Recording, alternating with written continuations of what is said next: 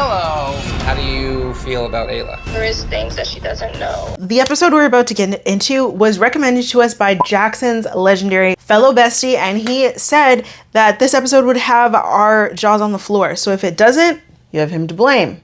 Okay, but let's get into it. This is season 9, episode 12, Ayla and Gabby. So we start the episode with Nev and Kamie up to their usual shenanigans, and Nev is wearing a shirt that actually, kind of to me at least, looks like it was decorated by his kids, but I'm unsure if it's actually a shirt from his kids or if it's some designer shirt that's super overpriced and intentionally looks like it was created by kids, but anyways, we then read an email from Ayla, who is a 24-year-old living in Georgia, and she is a medical technician, and she has been dating Gabby online for over a year. Gabby is 25 and lives in Long Island, New York. Ayla says that Gabby is model pretty, which to me is a pretty big red flag, honestly, because why would they not meet up with you in person if they're model pretty? Something else is going on here.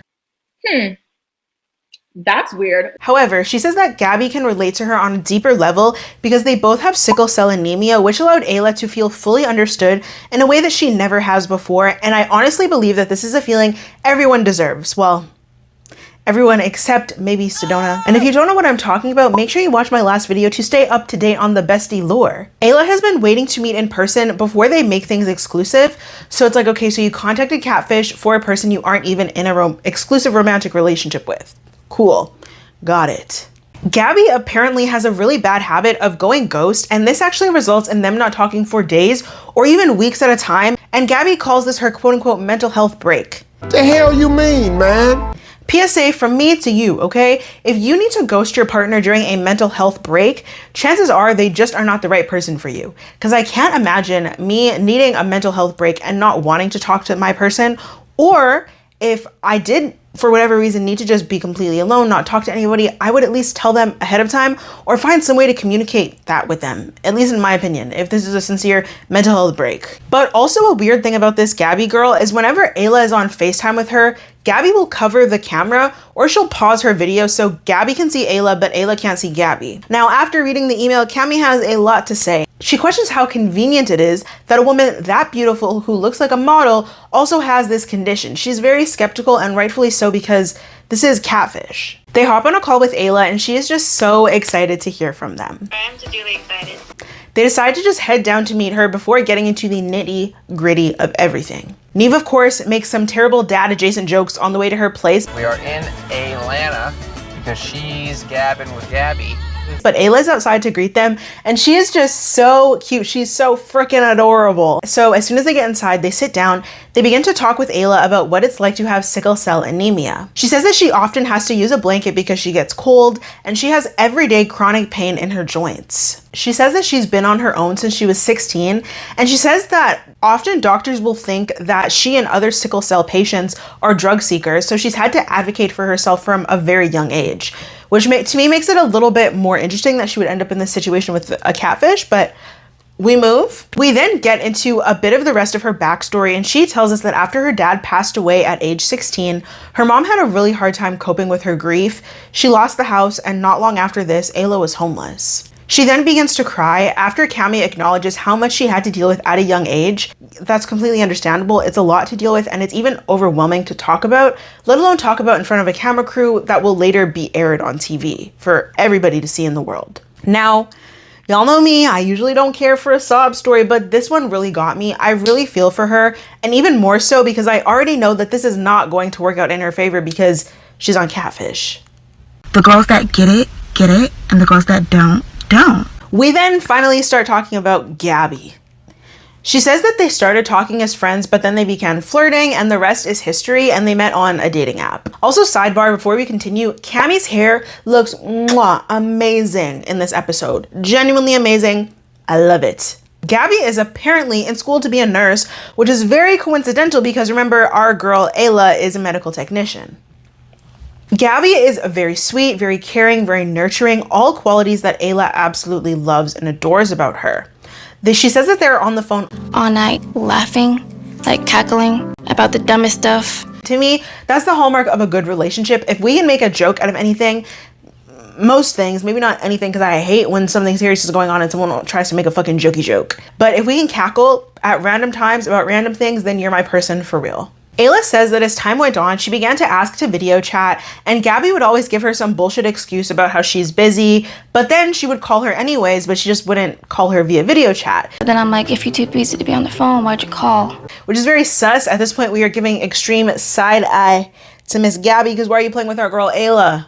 That wasn't side eye, that was like top eye, but you get the gist. They exchanged Instagrams, but Gabby hasn't posted since 2022. Now, I want to give side eye and say that it's shady, but me personally, I haven't posted on Instagram since 2021. So I can't even really give side eye to her without giving side eye to myself, but isn't it crazy that I'm kind of scared, a little scared to post a simple picture of myself on the gram, yet I post videos of me yapping every single week. Girl. That's neither here nor there. Let's get back to the mess that is not my own, okay? Ayla sends Gabby pictures and videos of her all the time, yet Gabby has only reciprocated once. What's all this bullshit and shenanigans? What's all these shenanigans? They have planned to meet up, but an excuse always comes up on Gabby's end as to why it can't happen, and apparently Gabby is very, at least intentionally on my part, vague with plans. The first time Gabby disappeared was only 2 months into them talking. Girl, why did you keep talking to her after that? That's what I really want to know. Ayla says that this happens pretty often. Gabby will disappear for weeks at a time, and then she'll just come back like nothing happened. Ayla says that she'll be mad when this happens, but I personally don't believe that she gets mad enough if she keeps taking this girl back over and over and over and over again like nothing happened. Ayla says that she loves Gabby, but she's never told her that. I love her. You love her. Do you guys say I love you? I've never said it to her before. They talk about their future together, and they even talk about kids and stuff, but they never met, and this girl can't even hop on a simple video chat.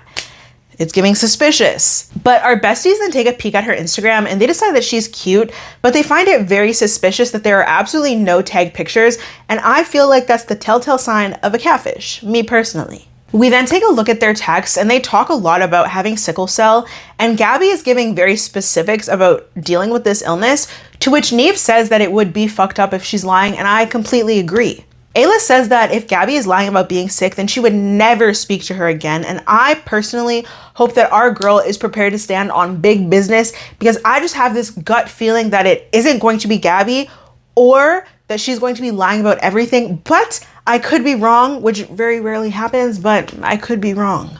Don't jump me. Nev and Kamie then head out and we get into our beloved card debrief, which honestly isn't that juicy this time. They just both agree that they want it to work out for Ayla's sake because she's such a sweet girl. So Nev and Kamie then get to investigating, and Kamie walks into a coffee shop with her own matcha, which is quite comical to me. Our hosts waste absolutely no time and they head over to Gabby's Instagram. Kamie peeps the comments, and the fact that they are all random spam comments, nothing personal, nothing to indicate that this account is legitimate, is very weird, very sus. But they decide to run some of her pictures through a reverse image search, and none of them come back with any hits. I almost threw up in my mouth. Kamie then tells Nev to run the Instagram name. She makes a little jokey joke about Kamala and Sleepy Joe. I imagine this is how Kamala feels with Joe. She just tells him what to do and he does it. The Insta handle gets a hit, and we see that it is linked to someone named Jaleesa, who is 26 years old, lives in Staten Island, New York, and she was born in June of '97, which would either make her some of the worst astrological signs to ever exist. But they then go on Facebook and search up Jaleesa's full Govy, and it comes back linked to a page that only has one picture. The face can't really be seen in the picture, but honestly, from what we can see, it looks like the exact picture that Gabby sent to Ayla. At this point, we're all confused, because why would you lie about your name? What's going on here? But Kamie then orders Nev around some more and tells him to pull up the picture that Ayla was sent of Gabby in the hookah lounge. Today, Junior? Our girl then gets real close to the camera and she squints her eyes to decipher the name of the lounge. They Google it and they see that the bar is located in Staten Island. That's where Jaleesa is from. That definitely suggests a connection to the Jaleesa profile. Which is where Jaleesa is from, but not where Gabby says she lives. The name Gabby is just, because the one episode that we covered with someone named Gabby, we all know how terrible that was, and if you don't, catch up. At this point, we don't really know why she's lying about her name, but we also haven't determined if the girl that Ayla has been talking to is really the girl in the pictures anyway. Nev says that they haven't found anything overtly negative, but they also haven't found anything overtly positive, and dare I say, they haven't really found anything at all. But they head back to Ayla's and Kamie gives her the ultimate black woman compliment. You look straight out of a 90s rom-com. They have like no information to give Miss Ayla, but they attempt to give her some anyways. Ayla says that she has never heard Julisa's name and she has no idea why her legal name would be something completely different to the name that Ayla knows and uses on a regular basis. But they begin to speculate and Ayla is not with it at all, so they shut it down. For some reason, her legal name is Julissa, but she doesn't go by that. We've had people who... Ayla says that she wants to find out the truth no matter what, so Nev then does the only thing that could really be done in this point in time and gives Gabby a call. She answers on the third ring and she honestly sounds kind of mad, which is confusing. Hey, is this Gabby? Who is this? Nev just briefly fills her in, doesn't give her too much details, and then Gabby has the audacity to say that she can't believe that Ayla called Catfish because that's a little extreme. Be nice. I'm finding it. What the fuck are you even talking about? Why do catfishes always have this response? Obviously, you are doing something that gives catfish and gives liar. Otherwise, you would not have been casted on the show. Like, let's be honest, let's just be real. What's not clicking? What's not clicking? Gabby says that she isn't sure if Ayla is ready for what Gabby has to say because there are things that Ayla doesn't know. Girl, tell us. Tell us now. Nev asks how Gabby feels about Ayla, and instead of answering the question, this girl goes, is she there right now? How do you feel about Ayla? Is she there right now? I'm about to beat this bitch up. Do you like her? Yes or no? Yes or no? A simple question, okay? Before answering Gabby, Nev looks to Kamie kind of like to get the nod of approval, and once Kamie gives her nod, Nev admits that Ayla is in fact there. So Gabby then says that she is not comfortable answering right now and says that it's crazy that Ayla called them. Don't piss me off, for real. What is happening right now? It's crazy that she called you. What's crazy is you being unwilling to answer the question after you and this girl have been in a virtual situationship of sorts, and she already admitted to us that she loves you. That's what's crazy. So Neva's like, okay, we'll let this slide for now. Let's just go past this, but can we come see you? Can we pull up on you? And Gabby gives us another very weird answer. I guess if she thinks that she's ready, yeah, I guess we could do that. How could she possibly be ready when she has no idea what you're hiding? What are you hiding? She says that they can meet her in Staten Island the next day, and I just feel like this whole interaction was so weird and just so off. Ayla says that the conversation hurt her feelings, and that's more than understandable, because the girl you just told us that you love, you're planning a family with, you want to have kids with, this girl couldn't even confidently tell us that she even likes you, and you're talking about love and babies and marriage. That would trip me up too. Nev then lightens the mood in a very Nev way. Maybe the secret's that she lives in Staten Island. Honestly, that's a deal breaker for a lot of people. The next morning, we head to the airport and we see that the crew quite literally has 1 million bags. And honestly, I've never even seriously considered the sheer amount of equipment alone that is required to make this show run, let alone how many people are on the crew and how many of their personal belongings are also in these bags. Like, how many people do they travel with? Is it like half the plane is Catfish crew just running deep as fuck? Like, I need to know. But we then find out that Gabby sent a meetup address near her house, and she says that she'll be ready to meet whenever they are, which I would normally say is a good sign, but after the weird-ass conversation from yesterday, I'm hesitant to see anything as a good sign. They land the plane, they head right to the park and meet with Gabby. Kamie points out The weather, it's gotten progressively worse. I don't know if that means anything. and I feel like that is a very real sign for how this Catfish confrontation is about to go. I know something you don't. Ayla says that she's conflicted at this point because even if she is the girl in the pictures, she's clearly still hiding something. They pull up at the park, they don't see anyone there, and they text Gabby to say that they are there before going to stand underneath this cute little gazebo thing. And I just have to say, the crew has the cutest umbrellas and I want to know where I can get one just like it. I want it. The pattern is everything. They look very full coverage because sometimes with the umbrellas, the way that, I don't know, sometimes I still get wet when I'm under an umbrella. Like the drip off, the fall off, the rain off just gets on my back. Nev decides to call Gabby and she sends them right to voicemail. Please leave your message for 347. Some bull. Which I think is crazy work. How are you gonna ghost us after you told us to pull up in your city? You in danger, girl. How, Sway? However, from afar, we see someone walking up, and Ayla says that she... I can't see that far. And honestly, same. Even with my glasses on, I have to squint to see things that are far away. So the sun is just getting closer and closer to my face. We then see Gabby walk up and we see that it is in fact really Gabby. What's up? How are you? I'm good, how are you? She's gorgeous in real life as well, and Ayla is clearly geeked. They give each other an awkward hug and then they exchange compliments. Gabby then says that she wants to say everything and just get it out the way. So we're like, okay, we're ready. But she then drops a bomb on us and we were not ready for this. So I am currently married. Ayla's reaction genuinely matches mine because girl, what the But she then says that she's separated from this person, and me, I don't really believe when anybody says this during dating. Personally, I need to see them divorce papers before we can even start thinking about dating, let alone bumping uglies, talking about kids. What do you mean? Obviously, there are circumstances that can justify a lengthy separation, but in my mind, even with recent divorcees, their exes are always like very much on their mind. So I don't know, that's just a territory that I stay far, far away from. Kamie then says that they need dates, they need timelines, but Gabby then says that they have been separated for a few years now. They're just working on the legal side of things because her ex is making things very difficult for her. And obviously we don't have anything to prove otherwise, so we've just kind of got to take her word for it. But then this girl insists on dropping bomb after bomb after bomb. She then tells us that she was in a relationship with someone else and she is still in love with them, and she was dating this person that she's still in love with when she met Ayla. Yeah. Bumbleclad! Oh, so you're trifling. That's what this is. You aren't simply a catfish. You're just trifling. Also, Miss Girl, what are you doing on dating apps if you're in a relationship? Quickly. You already know how we feel about cheaters over here.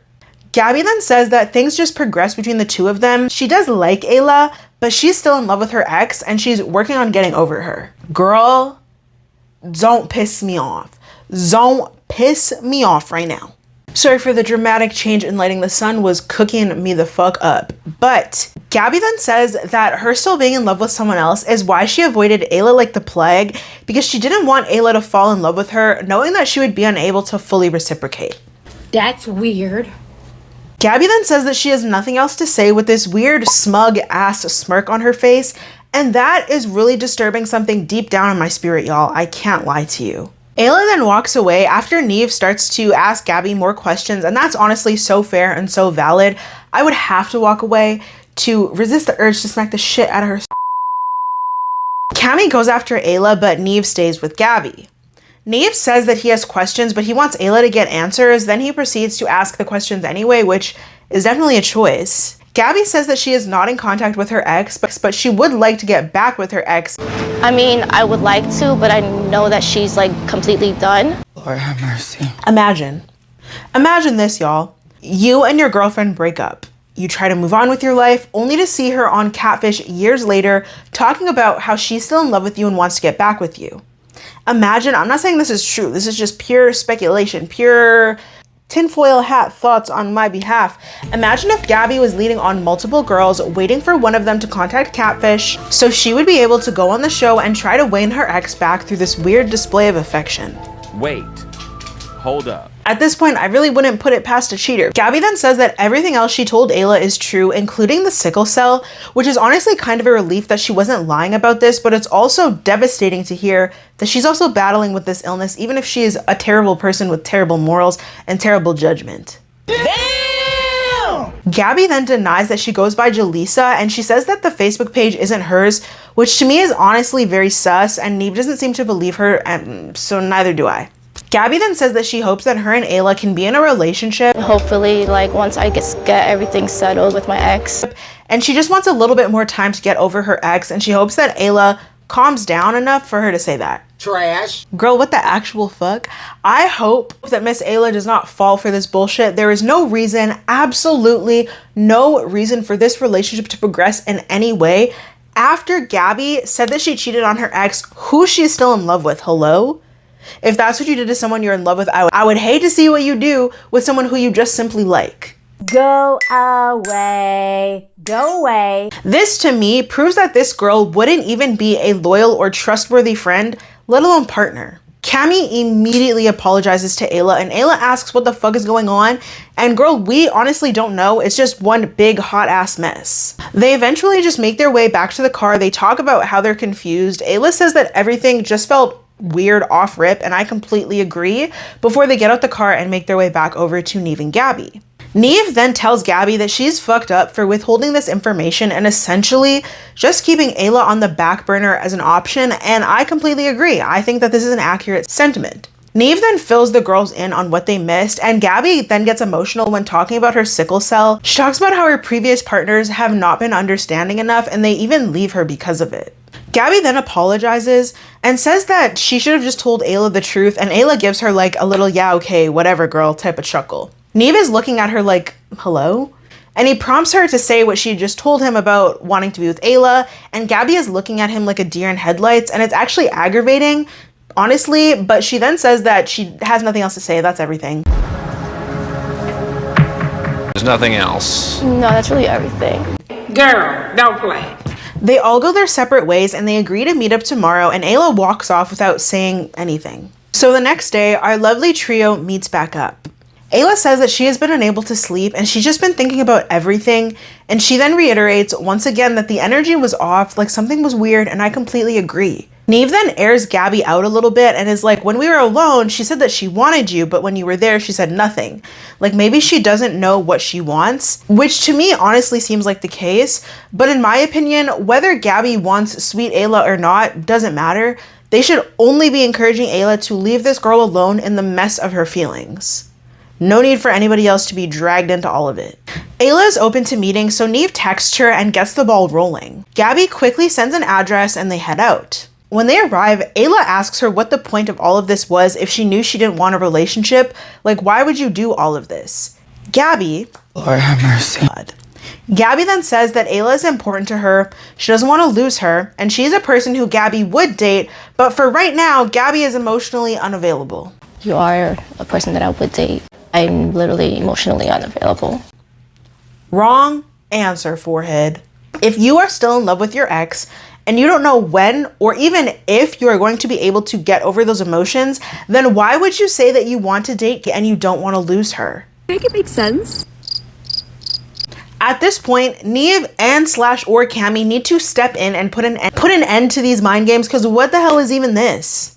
Ayla calls her out about the way that she essentially led her on, and Gabby responds by saying that she has been giving her the bare minimum and she can give more. Like, that's like bare, I'm gonna be honest, like it's bare minimum. Electric chair. You just said that you are emotionally unavailable, so what the hell are you even talking about? Nothing's gonna piss me off more. Gabby then says that she would never ghost someone who she is really dating, making it seem like all of this and like Ayla meant nothing to her. The fact that I do go ghost on you, it's something that I would never do with somebody that like I'm like really dating.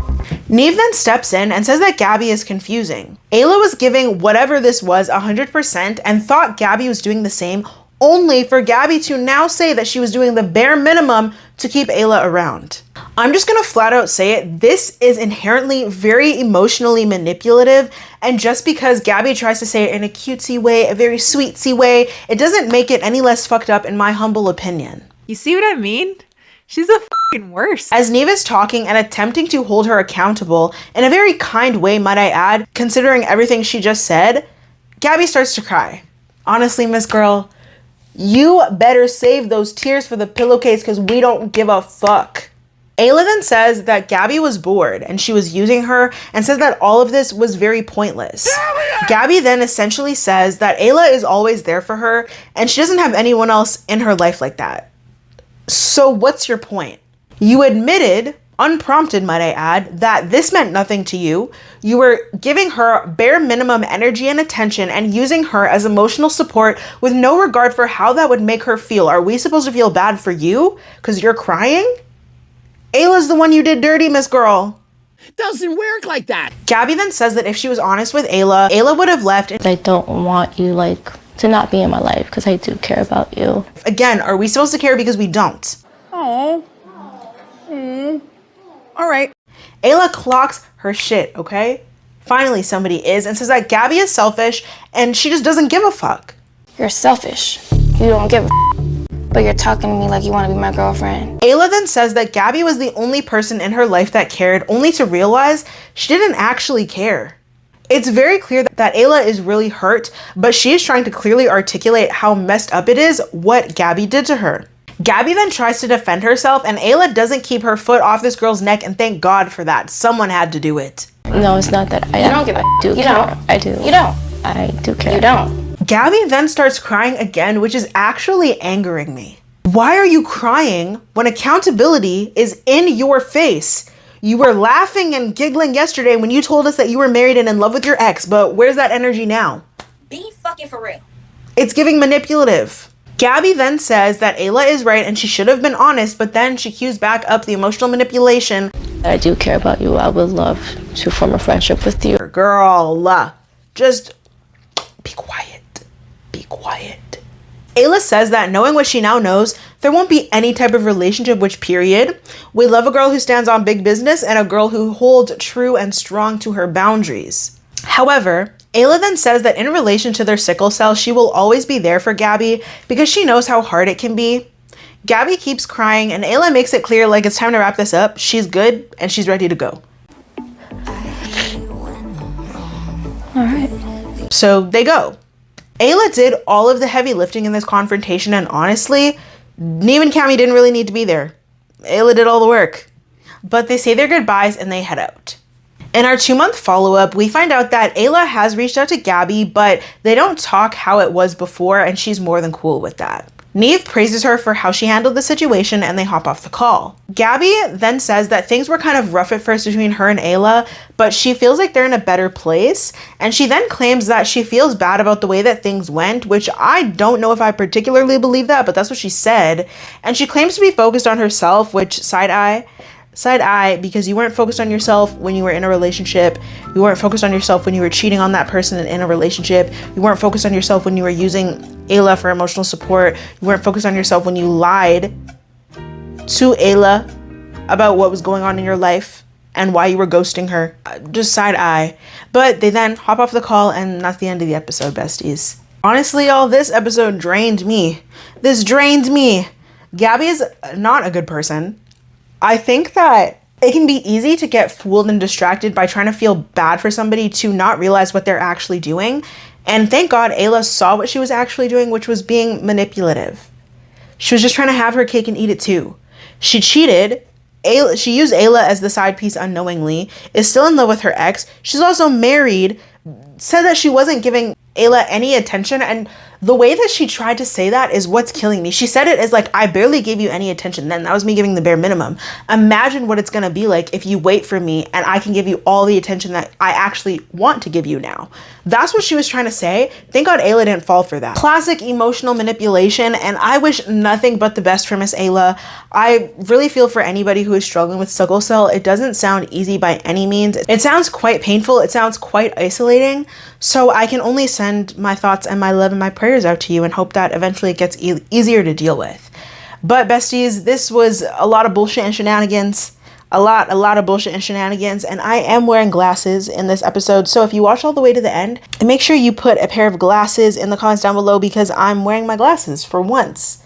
I don't know when the last time I wore glasses on this channel was. I don't know, but I felt like seeing properly today. Thank you so much for being here. Make sure to like, make sure to subscribe, and hit that bell notification so you're aware of every single time that I upload. If there's another episode you'd like to see me cover, you can drop it down in the comments below. A new season of Sister Wives is airing this week, so if y'all want me to talk about that, please let me know. So if y'all want me to talk about that, I'll consider it. Okay? That's a messy mess going on over there. But thank you so much for being here, and I will catch you in the next video.